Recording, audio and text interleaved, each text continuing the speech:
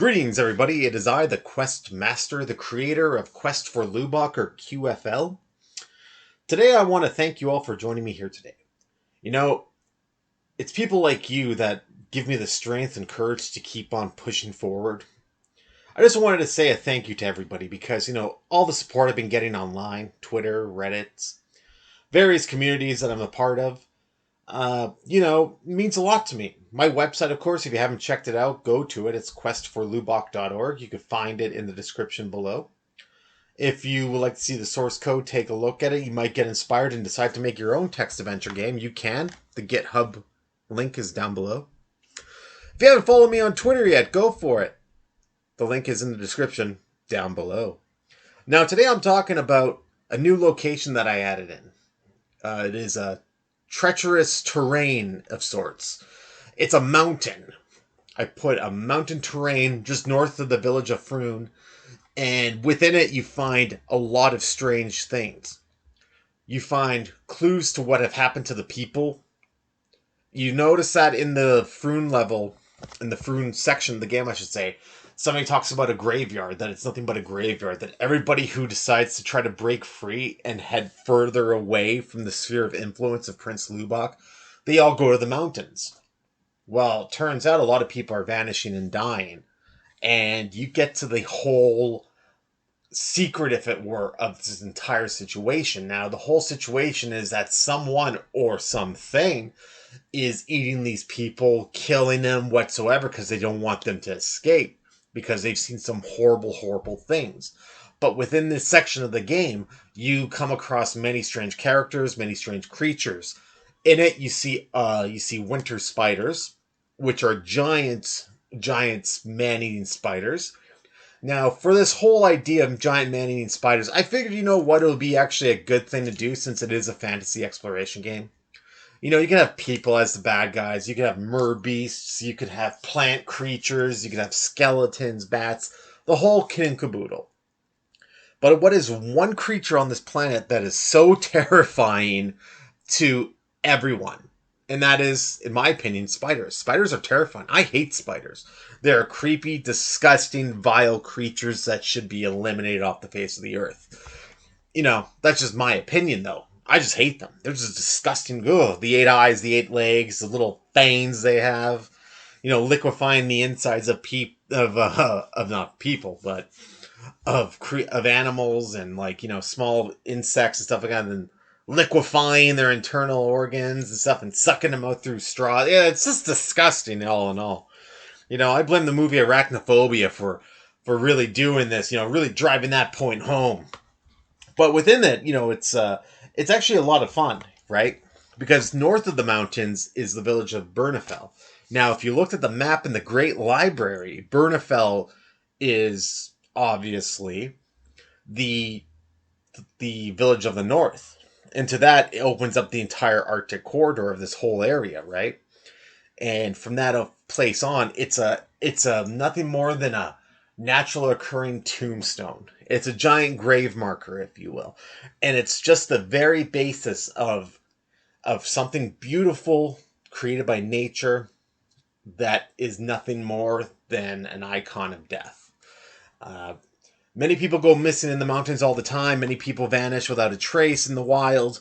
And a lot of people don't know why or where it happened and everything like that. But majority of the time, those people are dead.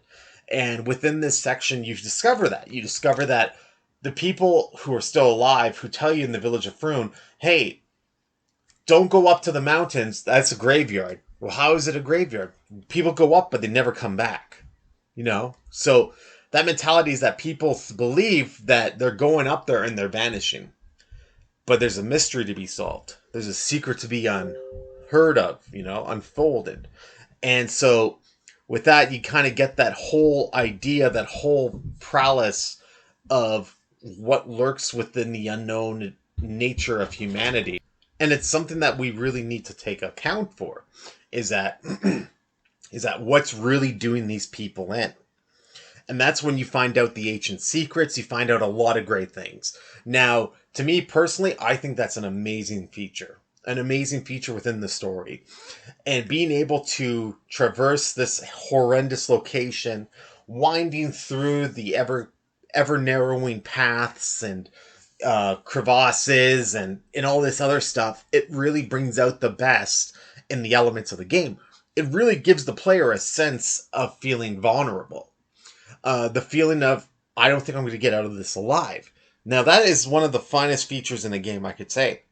Storytelling is a beautiful feature within a game, and I think storytelling is by far the greatest of all time within a game. Graphics mean jack squat to me.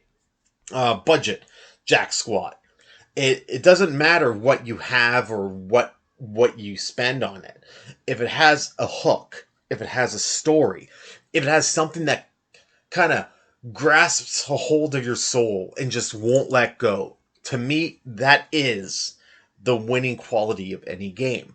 And within the mountain area in this game, you will find that. You will find that there's ancient practices and ancient secrets and what's really happening to these people, and man-eating spiders and strange creatures that lurk at the night that have never been seen or heard or, recorded in, human history by these people whatsoever. An ancient god of sorts.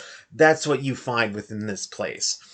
And yes, of course, nothing really kills you in the game. The only thing that kills you in the game is the timer running out. But the whole concept of the game isn't for, bombarding the player with enemies till they just get frustrated and quit the game because they can't beat it. It's about having fun. It's about going through these different locations, interacting with the people, interacting with the objects and items, finding out the lore of this place, and just growing from it. Because a lot of people need that. A lot of people need to grow from the experiences they have. May it be a negative experience or a positive experience within a video game. If your character dies brutally by getting mauled to death by giant man-eating spiders, then, if you keep pounding that through 6, 7, 8 times and the player can't traverse any further, the player's going to get frustrated and quit. And yes, there should be some difficulty in games. Yes, there should be a difficulty ladder or a difficulty curve to any game. But the fact of the matter is that games to me are garbage. Video games to me are garbage. I don't know, and I don't care where you are or what games you make or whatever like that. I'm not talking about you as a whole. I'm talking about an industry as a whole. Because that's the whole concept of everybody making indie games now. Why indie games are so great. It's because the corporate structure is so flawed. The corporate structure is so dull. It is just nothing more than putting money ahead of storytelling. Profits ahead of everything else. The artistic conquest within the game that someone's trying to tell you through hours and days and weeks and even years of hard work is basically squandered away. It vanishes into nothing. And to me, that's why I love doing what I'm doing. And that's why I want to thank you so much, because I'm already through 16 phases of this game. Each new section I call a phase, obviously. From the swamp to the hillside to Froon, to Mustar, Lake Zayeth, the Temple Gardens, the Great Library, the underground community outside of the church as a whole, the temple, the farmer's field. It's about grasping a hold of the player and being able to take forth. That's why I honestly think that the whole game as a whole needs to be like this. It needs to be perfect. It needs to be open sourced. It needs to be readily available for people to mod and make it their very own. I'm trying to inspire people. I'm trying to bring forth the new era of creationism within a game. And that is why I'm doing what I'm doing. And I want to thank you all so much for being here to support me. With that being said, everybody, have a wonderful day. Thank you so very much. Don't forget to follow me on YouTube, on Twitter, on Reddit. Check out GitHub. Follow me on there. Take care, everybody. Godspeed, and I'll see you next time.